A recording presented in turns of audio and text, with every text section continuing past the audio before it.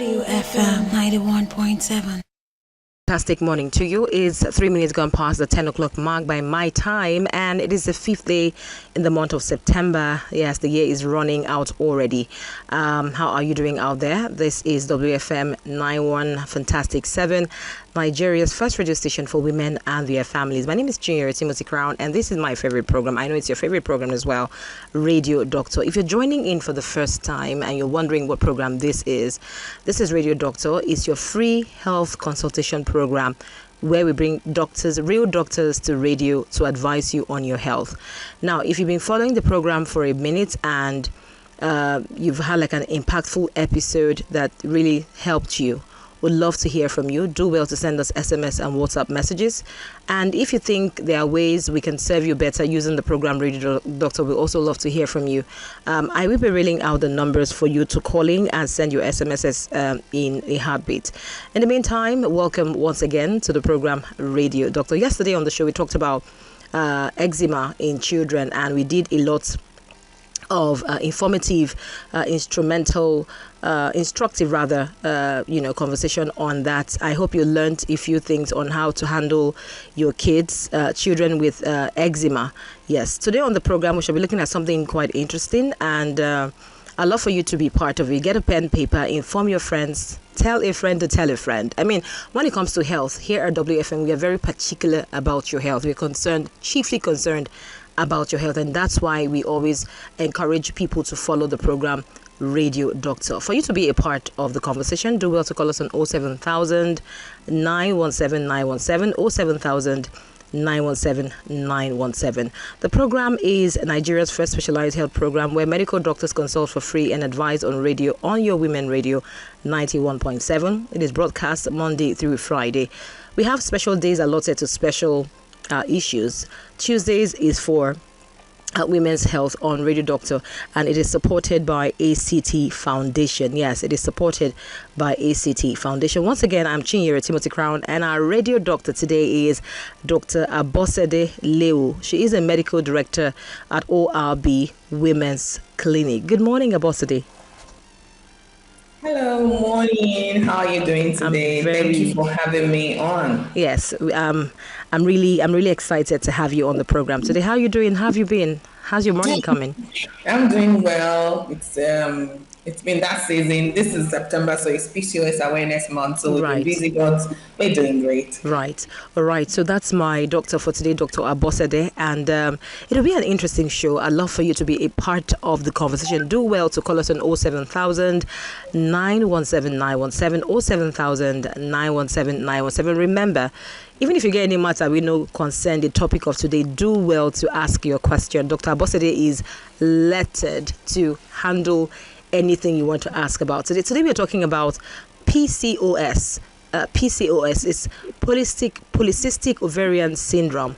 Polycystic Ovarian Syndrome. That's what we'll be talking about on the show today. Remember, Women's Health and Radio Doctor is supported by ACT Foundation. The phone lines is now open for you to call in and ask your questions. Send an SMS to 0703 1756 537, 0703 1756 537. It's now 7 minutes gone past the 10 o'clock mark, and let's get right into the show today. All right, so PCOS. Not very many people are familiar, with what PCOS is about. But I'll allow Dr. Abosede to inform us on what PCOS is basically about. Okay. Again, thank you, Chinyere, for having me on today. And PCOS is something that is here to stay. It's quite common, and it's said about one out of 10 women have it. Some people even say as much as 2 out of 10, which is about 10 to even now we're seeing 15-20% of women have it. So when you hear polycystic ovarian syndrome, it's just I don't want to use medical terminologies that would sound like highfalutin, but it's a disease condition that has multiple symptoms, varying symptoms, as a result of a woman's ovary having multiple cysts that are producing certain hormones in their body.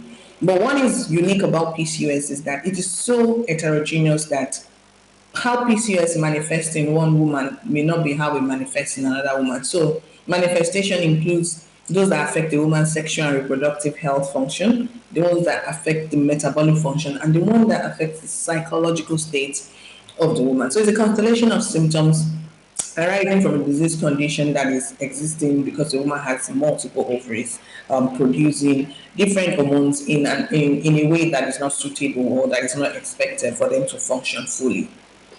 Right. So you said something that caught me about how this can actually vary. So if it varies, how then do we identify the symptoms of PCOS? Yes. So again, in medical world, every now and then you see a lot of colleagues trying to find the specific definition of PCOS. Because how do I diagnose this woman know that it's PCOS she has and not something else? So we're kind of consistently modifying it, but at least we know the common symptoms that a lot of them have. So when I want to say a woman has PCOS, what she may come to me as a gynecologist with is, oh, my period is irregular. Some of them come, oh, I've been trying to get pregnant there's a bit of delay in conception. That is what you see a lot of them come up with. Some of them will tell you that, oh, suddenly I came up with these really big acne that I didn't used to have before. Or some of them, their manifestation will be that I have masculine pattern of hair distribution. So you see that maybe people that traditionally, you know how female hair pattern is. Then they start noticing hair on their chin, above their upper lip, on their chest, even at their navel, just the same way you see hair distributed on men. So you see that sometimes that's what some of them now come with obesity, some of them sudden weight gain that is so marked that they're like, okay, so last year I was a size 10, 12, now I'm like a 16, 18. So they could present with all of that. So then when we want to now diagnose, some of the criteria we've been able to cone down to is that, okay, if a woman comes to you with menstrual irregularities, if a woman comes to you with what's this thing called, features of like excessive male hormones, you see like we call it androgenism, like you see features of masculine pattern of hair distribution, change in voice. Some of them even have hair loss that looks like the way men bald. Then we can say, okay, this is showing that this woman may be having PCOS. And of course, the third one, which is if they have on ultrasound scan, if we find some specific features on their ovaries. So if the woman has 2 out of these 3 features, any of the 2 is enough to diagnose them of, oh, this could be polycystic. But that's just historically and some investigations. There's more tests that should be done for a woman to be diagnosed and say, okay, this is PCOS that the woman has. So this is very instructive, I would say, because growing up, I had friends who didn't want to come to my home. I mean, today I'm learning that a woman that has some attributes of, a man, which is the beard, it's one of the signs of PCOS. My mother used to have that, and her sisters all had that. So it was like a family thing. I don't know how all of them can't get that PCOS thing. So my friends won't come to the house. My dear Dr. Abbas said, they say your mama na wicked woman. For she to get yes. I want to correct you right there. It may be a sign of PCOS because, like you rightly said, for some people it's just genetic. In fact, when we are learning it, we say that you have to look at genetics, you have to look at even race. So for some families, they don't have PCOS, they just have excessive male. Remember that the hair, we have to look at, there's a parameter we use to measure whether this is in keeping with having viralization or masculinization. Right. And there are those we also check. For some people, it's just genetic. They don't have any issues, just that everybody has masculine pattern of hair distribution. But by the time we see that, in addition to the fact that, okay, this woman is also not menstruating, this woman is maybe obese, this woman is menstruating regularly, maybe less than, some of them, you say, I've not seen my period in 4-5 months. That's why it's a syndrome. You can't pick one single feature and say, oh, this has to be PCOS. And the reason why it's very critical to distinguish is that a lot of women also self-diagnose themselves of PCOS because of what they've learned or heard. Oh, I have masculine, I have PCOS. I'm not seeing my period. But some other things can also manifest with those symptoms. So there's still need for a specialist to help us put it together, to help women put it together and be sure that they are treating them or they are effectively taking care of their health. Right. It is now 12 minutes gone past the 10 o'clock mark by my time, and this is WFM 91 Fantastic 7, Nigeria's first radio station for women and their families. The program is Radio Doctor, and we are talking about PCOS. To join the discussion, you can also send your contributions to our social media platforms on Facebook, Instagram, Twitter, and YouTube at WFM 917, or you can log on to our website www.wfm917.com to listen live from any part of the world. Numbers to calling: 07000 917 917, 07000 917 917. My name is Chinyere Timothy Crown, and I have Dr. Abosede Lewu. She is, helping us understand what PCOS is basically about. I don't even know. I just say one person. Okay, but as you said, we cannot, judge by one symptom. But that leads me to the next question. Thank you for that clarity. That leads me to the next question. Is it possible for a woman to be present with all of the symptoms that you have, highlighted and not still have PCOS? So yes, so there are features so a woman that has, like you said, masculine pattern of hair distribution, let's say it's genetic, and then a woman has menstrual disorders. There are so many things from head to toe that can cause menstrual disorder, all the hormonal disorders. Even a woman that has a thyroid disease can have all those menstrual disorders that we've talked about. They can have problem conceiving. They can go on scan and have even some features that suggest of polycystic morphology. But like I said, the diagnosis of PCOS in itself is in checking all those things we need to diagnose and ruling out other possible causes of the symptoms. Because once you get the diagnosis wrong, you're going to get the management wrong. So a woman can have all that and you still won't say, oh, this is PCOS. It can be PCOS. Sometimes it can be PCOS and something else. Sometimes it can be that is different things happening that look like PCOS that they have. So the most modern thing when you're diagnosing PCOS is not just to diagnose the woman of PCOS, is to make sure that there is nothing else aside PCOS that is masking or presenting itself like PCOS. So a woman can have all that. We have high index of suspicion, but we have to be sure and we have to make sure that there's nothing else going on and you are just thinking it's just PCOS. All right, so we are speaking to Dr. Abosede Lewu. She's a medical director, ORB Women's Clinic, and she's looking at PCOS today. That's what we're talking about on the show, RadioDoctor. You can be a part of the conversation by calling us on 07000 917 917, 07000 917 917. So I'm going to ask you about the age range because I'm particularly worried. I get a bear for my face, so I don't know. And sometimes I have thyroid, like say my neck is. But we have a caller. Let's hear what the caller said before I go ahead to ask my question. Hello, good morning. Good morning, ma. What's your name and where you from? My name is, I'm calling from Ojibega. Okay. I have one of my daughter. At times, she see a message 3 times in a year. I don't know the cause. Okay. Yes, all right, ma. I didn't get your name. My name is Elizabeth. Elizabeth, thank you so much for your call. All right, thank you so much. Thank you. All right, so I'll yield the floor to Dr. Abosede to respond to the caller. Okay, so fantastic. So this one says our daughter sees her period about 3 times a year. So the first question to ask is, how old is our daughter? When did our daughter start menstruating?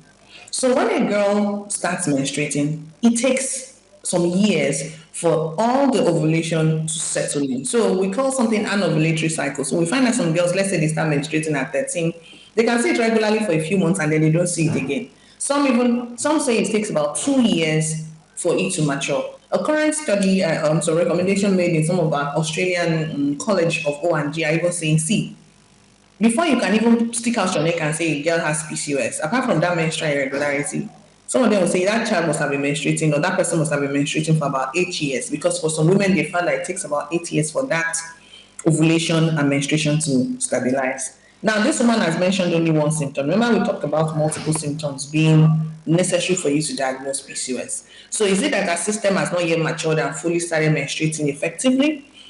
We've not asked other questions. Is she having other features that shows that she's having male hormones or manifesting in that? We've not done scan to check her ovaries and we don't even know her age. So many things. Is this child an athletic child? What is the weight of the child? And so there are so many things that can cause menstrual irregularity, but I like the question she asked. So it's like her saying, oh, my daughter is not menstruating more than 2 times a year, it must be PCOS. That's not how it works. So you can't self-diagnose based on that symptom alone. So a lot of questions have to be asked. Age, onset of menstruation, weight of the child, the level of physical activity that the child engages, our daughter engages in, can also help. But then again, like as a mother, she's worried. One of the things she can do is also see a gynecologist to do a full review and either allay affairs or tell them the things to be on the lookout for. Right. Thank you so much, Dr. Abosade, for your thoughts on that. Madam Elizabeth, I'm sure you got the response, and I hope it helped. If you have any further question, do well to send us an SMS or WhatsApp message to 0703 175 6537, 0703 175 6537. So tell us, Dr. Abosade, who gets PCOS? Oh well, if we had the answer to that, maybe it would be like the breakthrough. So one of the challenges that PCOS has always been is that you can't actually tell the exact cause of PCOS. But I can say the age range of people that have PCOS, we talk about people in the reproductive age group. So people can use as lower border as 18-year-old to 44-year-olds. Women that are still actively menstruating, actively ovulating, can present with features of polycystic ovarian syndrome. However, you can't decide. So you hear in some family that it's genetic, but maybe one sister will have it, the other sister will not have it. So you can't even decide. This gene is doing its thing. You don't know who's going to be predisposed to it and who is not going to be predisposed to it. Just like any medical condition that is inherited. You hear some parents are hypertensive, some of their children are not hypertensive, while some others are. PCOS is also like that. Some, all their daughters may have it. Some, few daughters may have it. Some, only one or two of them, or some even all. And then one of the things they also talk about, especially in genetic, is unmasking of PCOS. So that's why you hear a lot of people say, oh, my period was regular when I started it. When I just entered my mid-20s, my period became irregular, and then I started having all those masculine features, or I'm trying to get pregnant, I can't get pregnant. Meanwhile, it wasn't like that initially. So you can't really say, but it's commoner in women of reproductive age groups. It's a bit of a genetic component to it, where you see that they have a family history of PCOS, and you can't even say it's commoner in obesity, because in a way it's the PCOS itself that predisposes a lot of women that have PCOS to obesity. So you can't pick it. Just women of the reproductive age group. If you have a strong family history, a lot of people inherit it from their lineage as well. All right, thank you so much. The program is Radio Doctor here, WFM 917, and we are talking PCOS. All of the questions you have about PCOS, myth, realities, do well to call on 07000 917 917, 07000 917 917. Women's Health of Radio Doctor is supported by ACT Foundation, and we have our doctor here talking to us about PCOS. Now, Dr. Abosade, I used to have this friend who at some point she stopped menstruating, and she said it was, she gave credit to some cosmetics she used, but she just stopped menstruating. And when she got to the hospital, the doctor told her that, maybe she used a particular product that wasn't good for her, and her hormones reacted to them. I just want to understand the metrics behind this entire PCOS thing. So for a bit of conversation around PCOS, it's for us to first understand how ovulation itself happens. So women are born with a fixed number of eggs, right? And every month, we have about 400,000 eggs, give or take, by the time we are menstruating, like 13, 14. So every month, your body recruits about 10, 15, 20 of those eggs. And then out of the 14, 15, it recruits only one, in most cases, matures enough to be ovulated. Now, for this process to happen, your brain sends signals to your ovaries. Now, we should remember that the purpose of ovulation in itself is to ensure that fertilization can occur.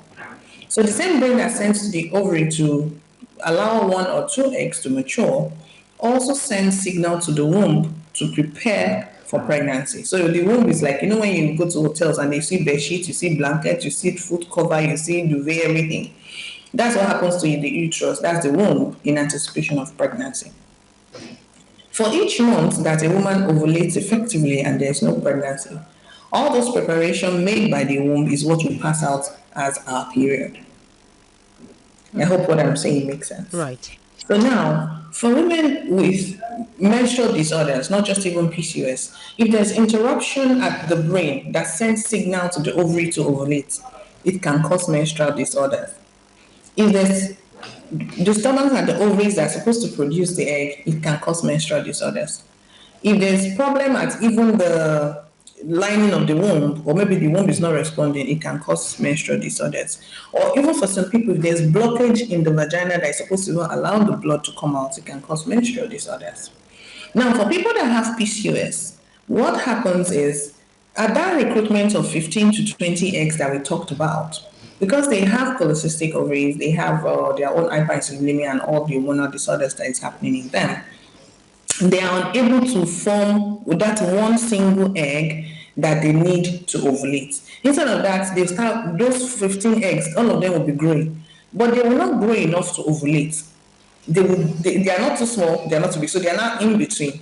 And these eggs that are now trapped, which is what when we check, so those are the eggs we look for on scan. We say that it looks like imagine wearing a bead, like a pearl chain. That's how the eggs arrange themselves in the periphery of the ovary.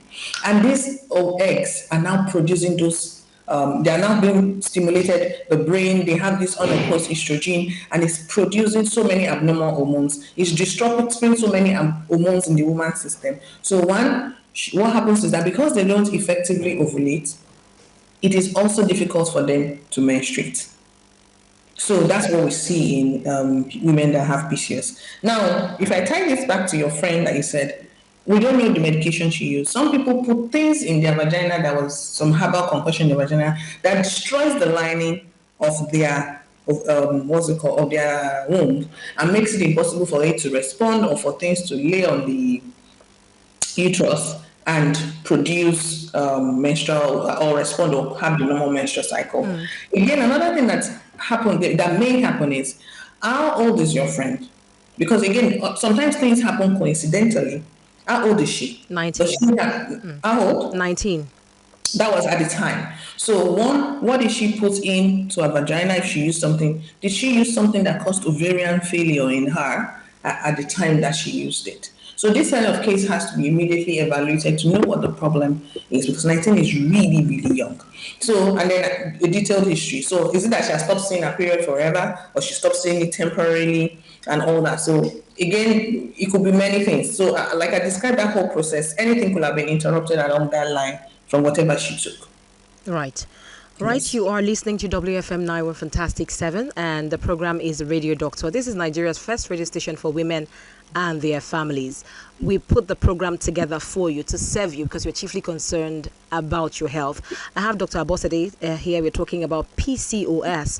All of the questions you have, the concerns you have about this particular topic, do well to send them in on 07000 917 917, 07000 917 917. Send an SMS or WhatsApp on 0703 1756 537. Women's Health on Radio Doctor is supported by ACT Foundation. So whilst you were talking, I'm tempted to ask you this question, Dr. Abosede, because women who are, tilting towards birth control, there's a lot of controversy around that, looking at how intricate the woman's body is. You hear things like, don't take this one, take that one, don't, because there's a lot of people reacting to certain things. So I just want to know, the nexus between PCOS and, birth control or fertility. So one of the disservice that a woman can do to herself when choosing a birth control option is not to get information on all the birth control options available. So for a woman to pick a birth control, people just say, oh, my friend is using this one, I can use it too. Ideally, a woman should actually be counseled on the options of birth control.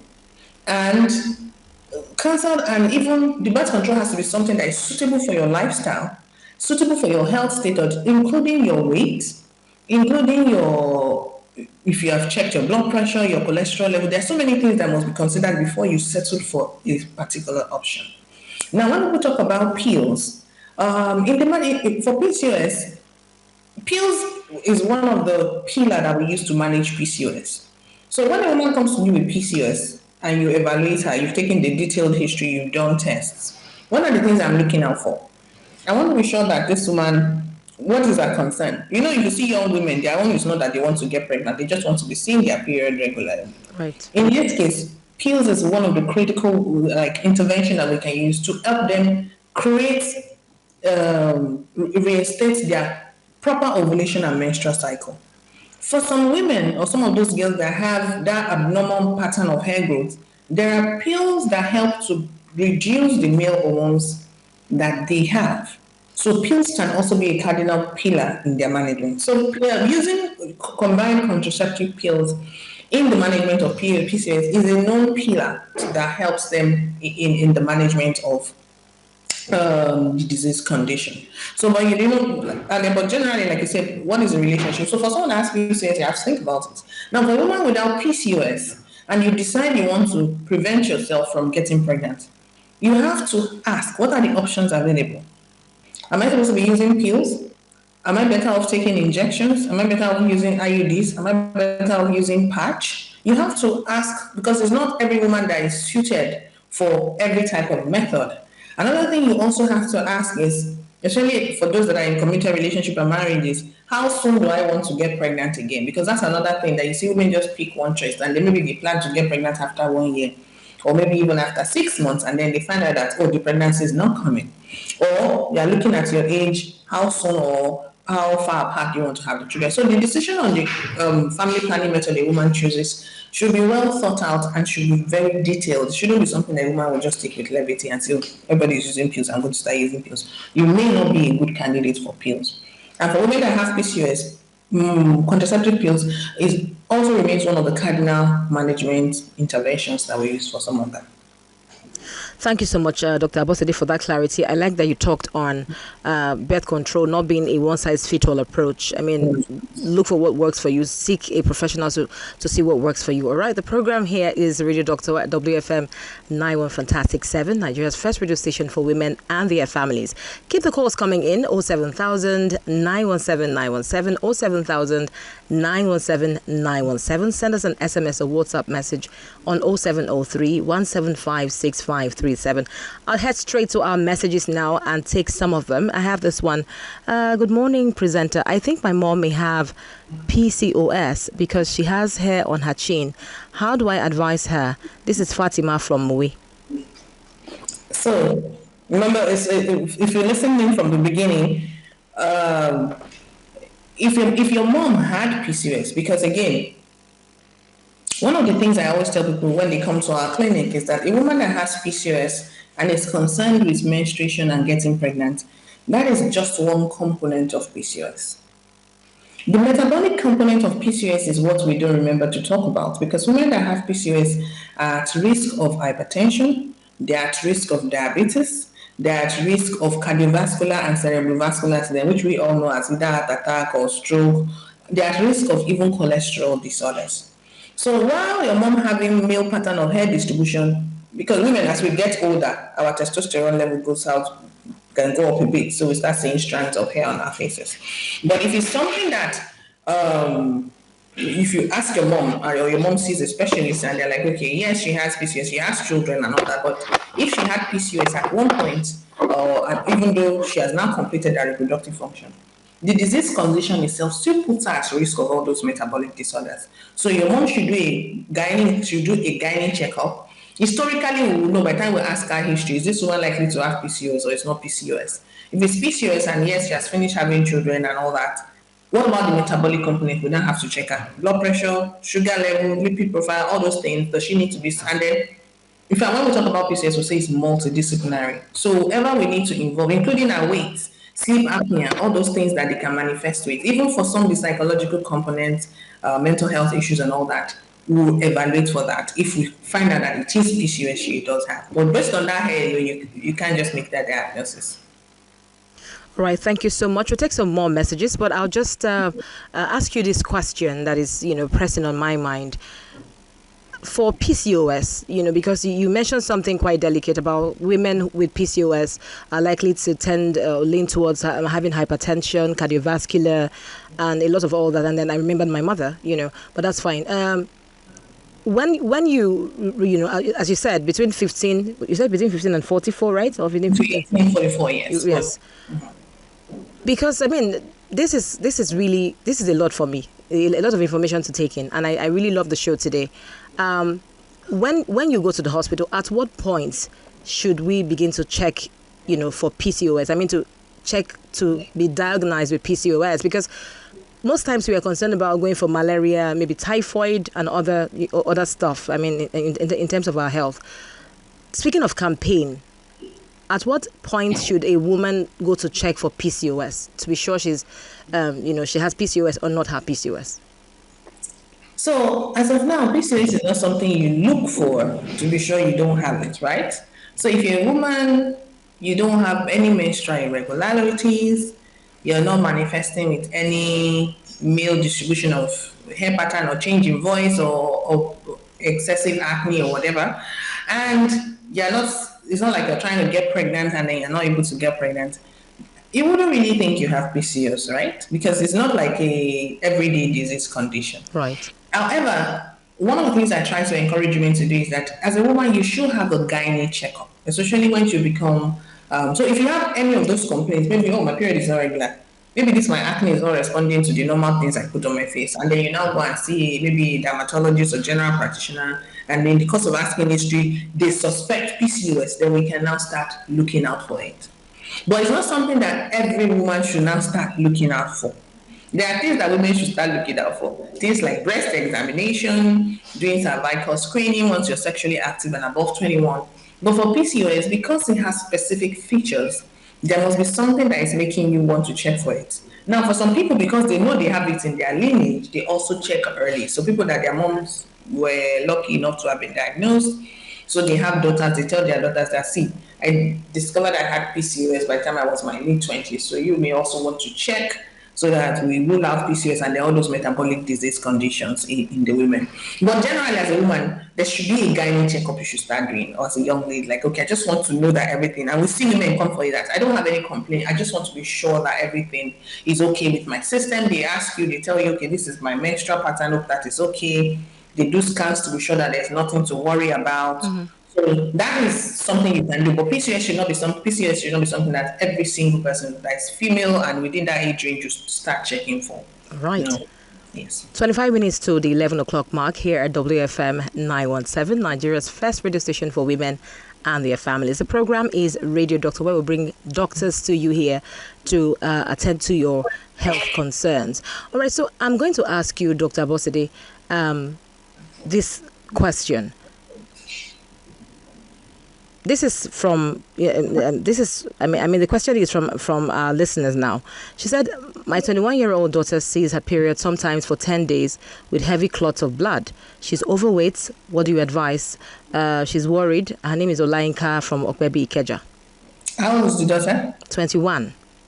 Okay. So she has a normal menstrual flow. Thank you, madam, for sending the message. Normal menstrual flow should be between 2 and 7 days. So that's already, your daughter is already 3 days in excess of what is expected. Now, she's already letting you know that her flow is heavier than what is expected. So there's already what we call there's a little bit of abnormality in her menstrual pattern already. So, and then she's overweight. Your daughter needs a gynae evaluation. It doesn't mean that it has to be PCOS. But there's something that is making her bleed for longer than the expected number of days. So she needs a full gynaecologist. Want to know how regular or how irregular is her cycle. What year did she start menstruating? I know that girls tend to start menstruating very early these days, but at what age did your daughter start menstruating? So we can evaluate to know what exactly is causing the heavy menstrual flow. And this is important because she's a young lady.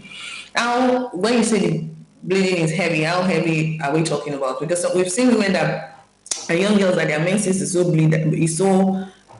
bloody that they become anemic, like their blood level becomes low, and this is not good for their hearts, it's not good for their, you see, they get tired easily, they can't keep up with either their school or work activities. So I recommend that she needs to be fully evaluated. You need to take her to see a gynecologist.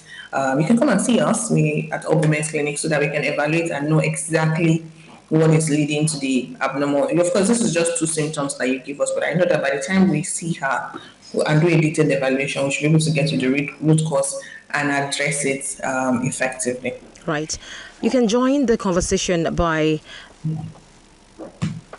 sending your contributions to our social media platforms on Facebook, Instagram, Twitter, and YouTube at WFM917, or you could log onto our website at www.wfm917.com to listen live from any part of the world. Numbers to call in: 07000 917 917, 07000 917 917. Women's Health on Radio Doctor today is supported by ACT Foundation, and we have Dr. Abosede here, and we're looking at PCOS. We've talked about PCOS. She's talked about extensively about what PCOS is, the causes of PCOS, who gets PCOS. Now, does PCOS affect women who intend to get pregnant? So we have many subsets of women with PCOS. So, I told you there are three features. Either a woman is not ovulating frequently or not even ovulating at all. And there are those that is that they have excessive male hormones, and then we have those that you find stuff on the scan. That's how we diagnose. Now, for a subset of women that don't ovulate regularly, they also find it challenging, or don't even ovulate at all for some of them. They find it challenging to conceive, because you remember that effective ovulation is necessary for conception to happen. So a woman that is married and she doesn't ovulate more than once in 3 months, if she's lucky, then that means in those 3 months, what are the odds that she's able to get pregnant in that time? So you find that for those subset of women that have the anovulatory form, who don't ovulate effectively or very scanty ovulation, very irregular, they can have delays in getting pregnant. Because one of the things we hear in practice is that, oh, my mom said she had PCOS, but she gave birth to 4 So, but you now find out that yes, she did. But maybe our own PCOS variant, she was ovulating more frequently than the daughter, or maybe she started having children before the PCOS became fully unmasked. So that could be a challenge for women with PCOS. Now, another thing that happens to them is for women that have metabolic components of PCOS. So one of the things we find is that a lot of women with PCOS have insulin, it's what we call insulin resistance. So, and then you find a lot of them have a lot of sugar in circulation, which is what we term as either pre-diabetes or diabetes. When a woman has that level of glucose in circulation, they also find it hard.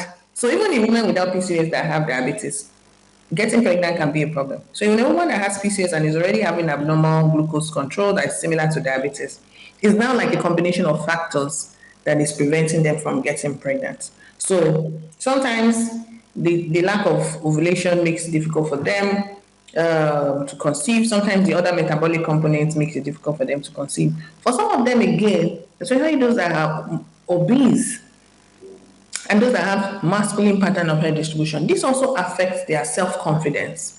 And then we've heard that some of them, it makes it, in fact, some of them have low libido, some of them don't have sexual confidence. It's very difficult for them to even have sex with their partners because they are so self-conscious about their bodies, their looks, and their appearance. So all of these together can actually make the conception challenging in some women with PCOS. Right. It's now 19 minutes to the 10 o'clock hour, and the program is RadioDoctor. We are talking to Dr. Abosede Leo.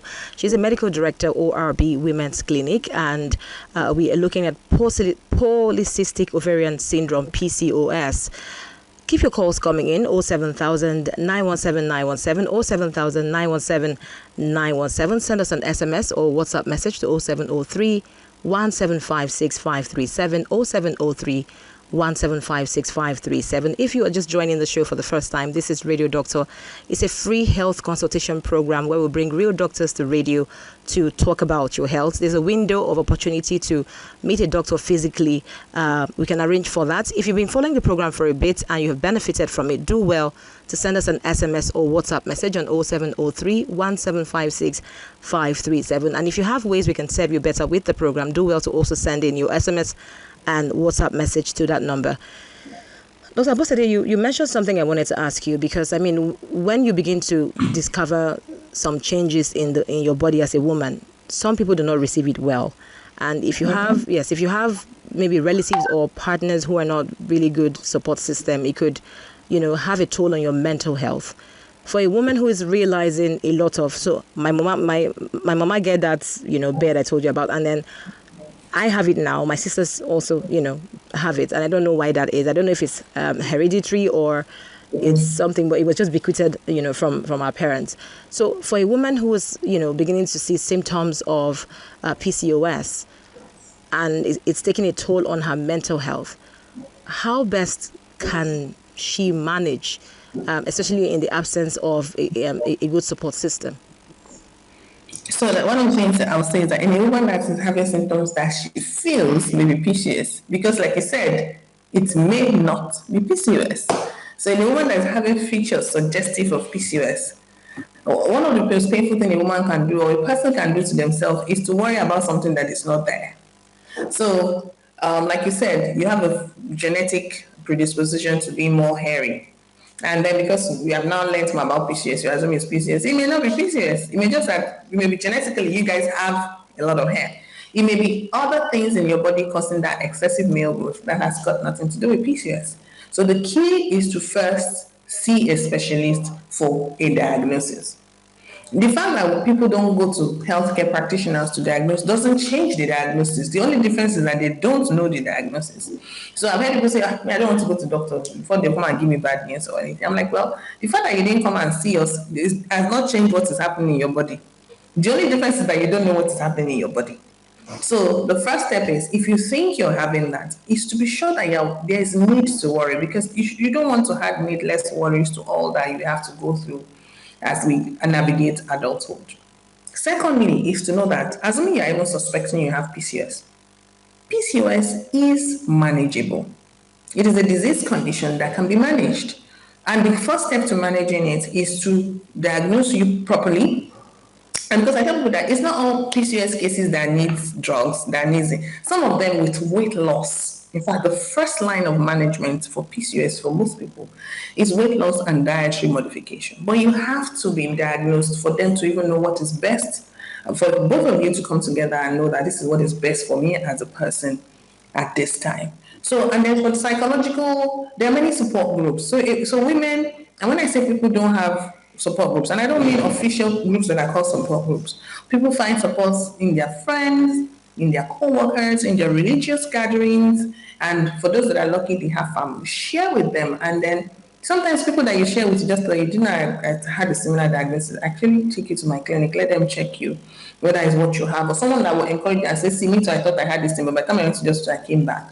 I didn't have it. Or you meet people that say, see, I had this and now I'm on therapy for it. I'm doing well. I'm seeing my period. The hair growth is leaving my face and all that. It's leaving my chest. Just talk to someone about it. And then do not self-diagnose. Because like I said, PCOS can be diagnosed, but you also have to rule out other things. So you can't self-diagnose it from the comfort of your home. All right, you are listening to Radio Doctor here, WFM 91 Fantastic 7, Nigeria's first radio station for women and their families. Today is Women's Health, and we are looking at PCOS. And Dr. Abosede is talking really extensive about today's topic. I mean, I'm learning a lot myself. I'm just lost in thought, because it just realized everything they talk about, and doctor, I get all the symptoms, all of them, really. That's why I'm just confused. I mean, is this it? Maybe I have it. How do I go to the hospital to tell them to check me for PCOS? But I'd like to ask you, because pregnancy predisposes a woman to a lot. You're pregnant, maybe you didn't used to have high blood pressure before, diabetes, but all of a sudden preeclampsia, a lot. I just wanted to ask you, when a woman is pregnant, right? All those things that begins to happen, like high blood pressure comes in, diabetes comes in, the legs swollen. Is this part of PCOS? So these things are not specific to PCOS. A woman that did not have any of these can present with all of these things that you mentioned when they get pregnant. However, for our PCOS women, for women that have PCOS rather, they are at risk. They have a higher risk of these things happening. Remember that even without pregnancy, they are at risk of high blood pressure. Without pregnancy, they are at risk of diabetes. So for a lot of them as well, when they get pregnant, in fact, for our PCOS patients, when they get pregnant, even their pregnancy, they are closely monitored, because there's higher incidences of miscarriages, there's higher incidences of diabetes, hypertension in pregnancy, and preeclampsia, and all of those things. So for them, they need to be under specialist care. It's not negotiable. Now, a woman that doesn't have PCOS can also have all of this. So it's not like saying that, if I see a woman that has diabetes, this woman must have had PCOS. No. It doesn't mean that. Those things can also be caused by multiple factors. But for the topic of today, which is PCOS that we're talking about, is that PCOS women, like I said, some people find it challenging to get pregnant, while some don't. So for those that get pregnant, they should also know that they have to be under specialist care because of that risk of all those metabolic disorders. Because not seeing your period regularly or not ovulating regularly is just a component of PCOS. There are other components that have to be taken care of. But those disease conditions are not specific to only women with PCOS. All right, thank you so much for that submission there. Let's go straight to our messages. This one says, "Good morning, doctor. I have a heavy flow and I am 24. Is this something to be worried about?" So the concept of heavy flow is a very subjective definition. So when you tell me as a woman that you have a heavy flow, what do you mean? I want you to quantify it for me. Is it that the number of times you change your pad?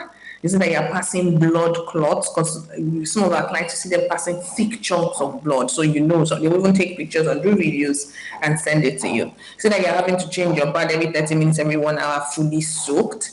Is it that you're now menstruating the normal pattern of period is that maybe the first day is not so heavy, second, third, fourth, fifth days starts winding down. Some people for the 8, 10 days, 15 days, they are bleeding heavily. So when you tell me you have heavy menstrual flow, I want you to quantify it.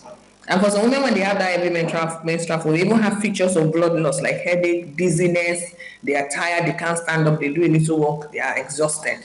So those are the questions we need to ask to quantify or qualify how heavy your menstrual flow is. And if you're 24 and you're having heavy menstrual flow, you should also see a gynecologist for full evaluation so we can know what exactly is causing you to even know whether one, is it heavy flow?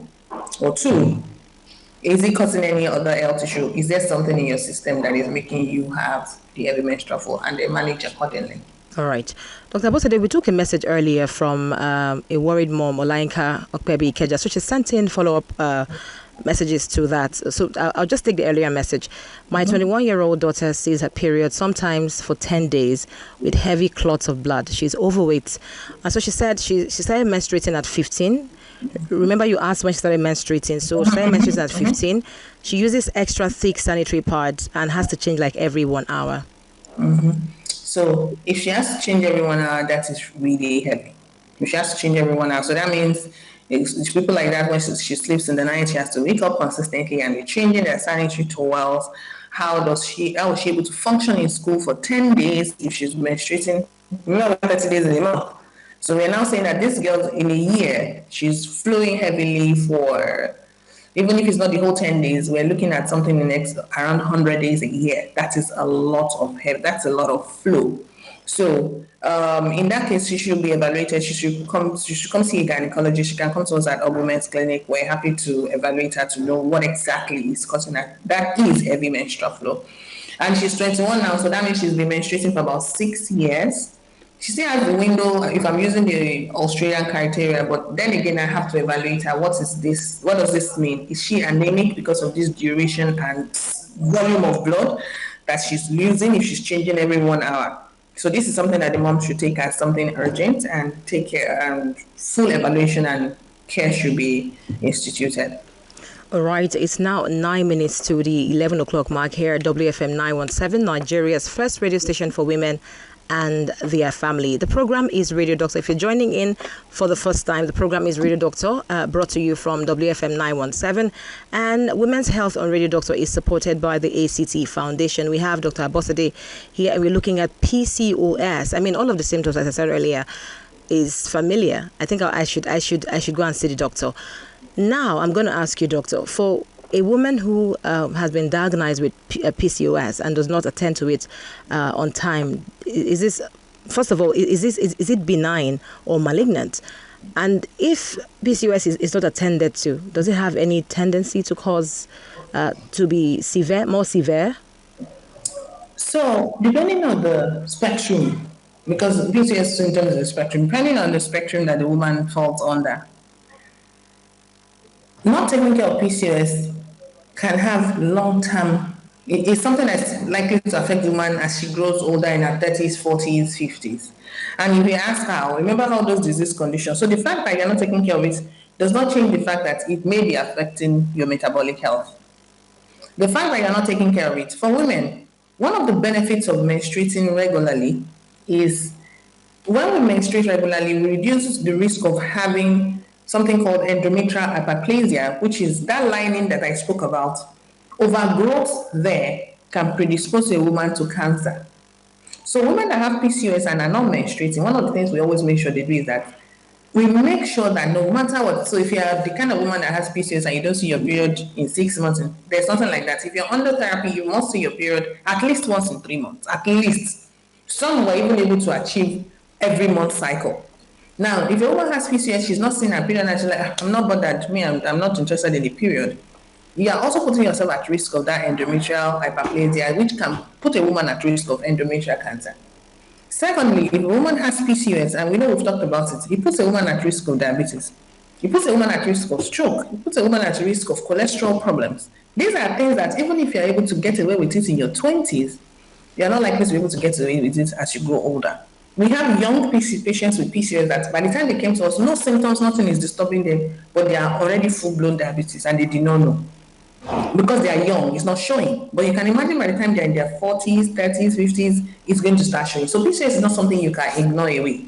Because it's like octopus. The one strand that women focus on is the octopus strand that goes to their period and ovulation. We forget the one that goes to other parts of their bodies. So it's not something that a woman can ignore. Right. Women's Health on Radio Doctor is supported by ACT Foundation. I want to sincerely appreciate Dr. Abosede for coming on the show today and for your free consultation and advice on Polycystic Ovarian Syndrome, PCOS. Let's do this again, ma'am. Thank you so much. Have a great day. You're welcome. All right. Bye-bye. Dr. Abosede Lewu is a medical director at ORB Women's Clinic. Thank you so much for listening to the show, and thank you for your calls and messages also. The program Radio Doctor is brought to you from Women Radio 91.7 is Nigeria's first free consultation specialized radio health program, broadcast Monday through Friday, 10 a.m. to 11 a.m. Do join us again tomorrow at 10 a.m.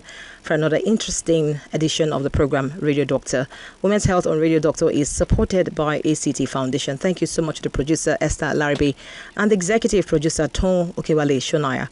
My name is Chinyere Timothy Crown. Do have a healthy day as you keep it locked here at WFM 91 Fantastic 7. Bye-bye. WFM 91.7.